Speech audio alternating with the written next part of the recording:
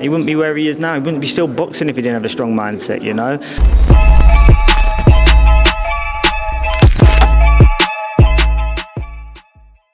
This is Jonathan Agger, fifth Pro Boxing fans, joined by Charlie Edwards here in Phoenix, ahead of your brother's massive fight against Bam Rodriguez this Saturday. Charlie, how does it feel that it is fight week now? I've seen you've been in training camp with him, sparring and things like that, but how does it feel now? It's a few days away. Yeah, it's good, it's great. Big fight in America. First time in America. And I always said it would be my career that takes me here, and so be it has for my brother's fight, and it's a massive fight, a unified fight. So I can't wait for it to be showtime on Saturday night. Sonny's in very good spirits. He's very confident. He's in an undefeatable mentality. His mindset's like no other, and he's ready to put on a show. And albeit it's here in America, in Bam's country, down in Arizona, where it's very Mexican populated. So he's going into the Lion's Den on Saturday night, but he's ready to perform. Just describe your relationship with Sonny, because I know, like all brothers, you've had ups and downs, and it's strange that people get confused when sort of brothers argue. I guess because you're in the public eye, people see it more. But describe sort of how it's been and how you've helped prepare him for this fight.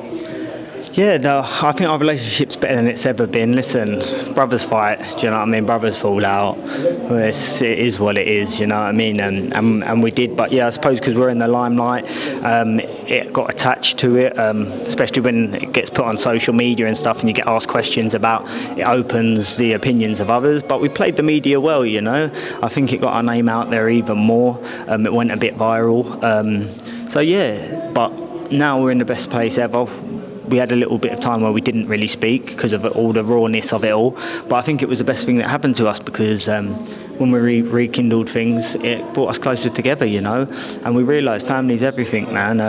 And us brothers, we're stronger than we ever are when we're together, supporting one another, giving each other's our honest opinion, and pushing each other in the right direction. And yeah, it's been nice to join him in training camp and to be one of his main sparring partners for this fight, and push him to levels that many others can't push him, because I know him inside out, and I bring similar attributes to Bam to the table. I can switch it, and I switch it quite a lot in sparring. I don't really do it on the world scene and in the ring, but I do it a lot in training, and I also have very fast hands, got a good boxing IQ, fast footwork, and I create angles, and they're like Bam's attributes. So us being so competitive also, it brings that side of, he knows he's got to be super laser focused, and I'm super laser focused when we spar, that I probably bring the best out of him that which Bam would do on the night, because obviously Bam is going to be one of the best fighters he's been in the ring with, and will challenge him and test him the most with his boxing IQ, angles and power. And I'm fighting up at bantamweight now and hitting a lot harder than I used to, so that's the reason why I was brought in, and it's really been nice to actually be a part of it, and we don't really sing each other's praises a lot, but to hear the kind words he's been saying about me on the DAZN interviews and stuff like that across socials and the media, it's felt good. And you know, you say you bring the best out of Sonny in sparring because you know him better than anyone. Do you feel like this is the fight sort of Sonny needs in someone like Bam, who's world champion, massive talent, to bring the best out of him in the ring? Yeah, 100%. Bam's going to ask questions that other fighters haven't asked him, you know, especially on fight night in 8-ounce gloves with the way Bam punches and his experience he brings to the ring. So I think it has been good. And just moving on to yourself quickly, you announced a new trainer, Stephen Smith. Tell us why you made the decision. What's he going to bring to your game? I think his accolades speak for himself. He's mixed it and wore the T-shirt and done it through to 2 times British champion, Commonwealth champion. He's fought for 2 world titles, coming up short. So he's experienced the whole journey as a fighter. He's also very similar to me, where his mindset and focus is so obsessed with the sport of boxing that he gives absolutely everything. He used to train very hard, so he understands also what I put in and what I've gone through. And he adds to that, where he's got a boxing brain like no other. He's got experience that you cannot buy. He's travelled the world boxing himself. His brothers comes from a very talented family, the Smith brothers, and he's been a part of very big fights worldwide.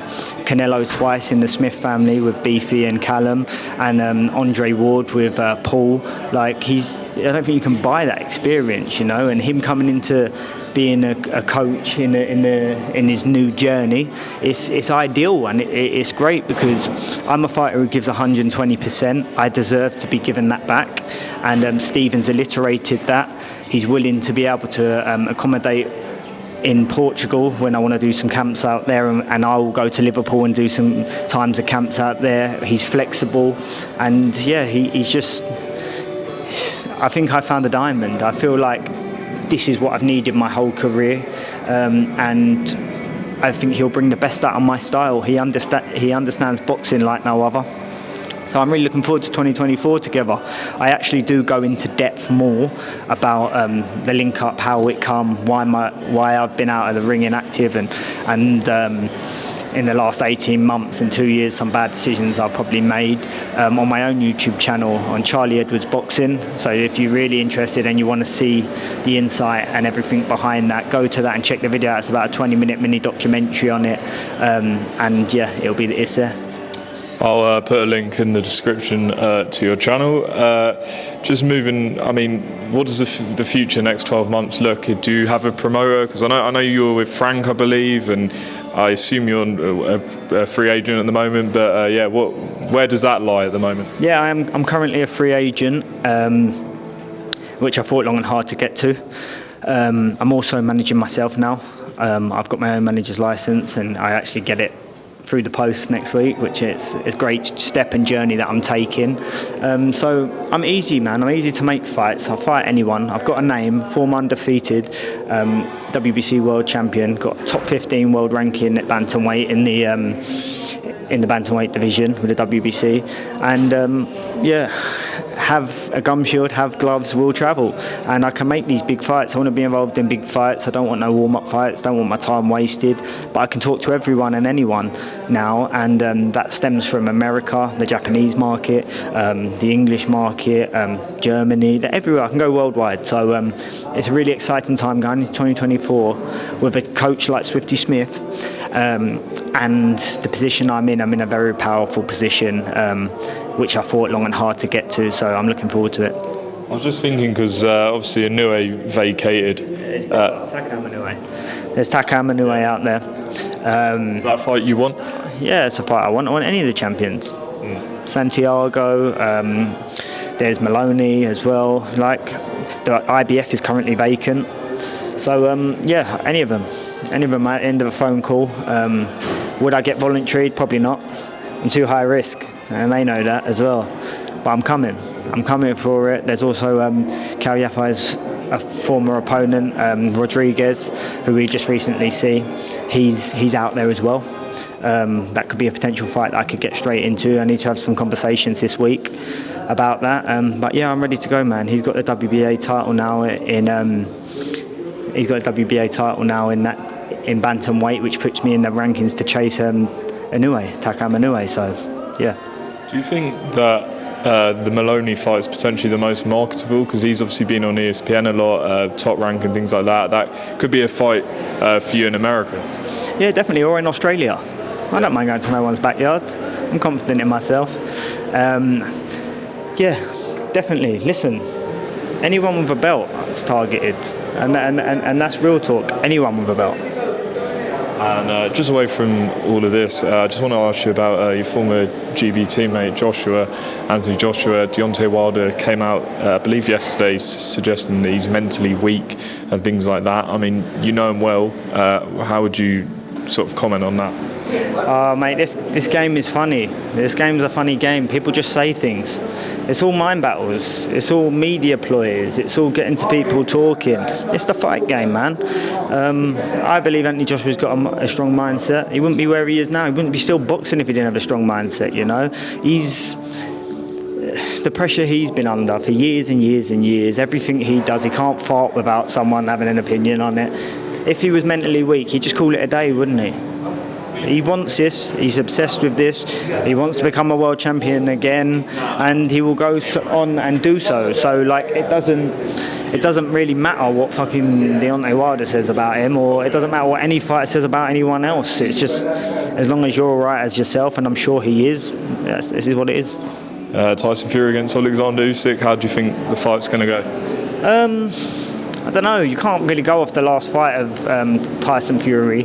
To me, it looked like he just turned up. He didn't take it serious. I think everyone could see that.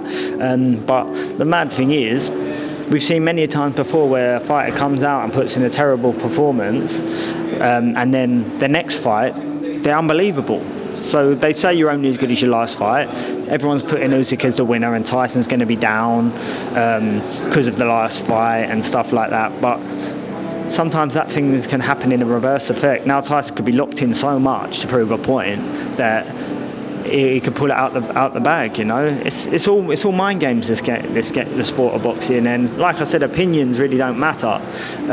What matters is what you think of yourself. And I'm sure Tyson's put it in a good mindset, and he's out to prove the world wrong yet again. Charlie, just before we finish, just give me your final prediction for Saturday night. Final prediction for Saturday night: Sonny on a points win. If he doesn't get screwed over, and hopefully the judges are actually fair. Charlie, appreciate your time, and we'll look forward to seeing you back in the ring soon. Top man, thank you.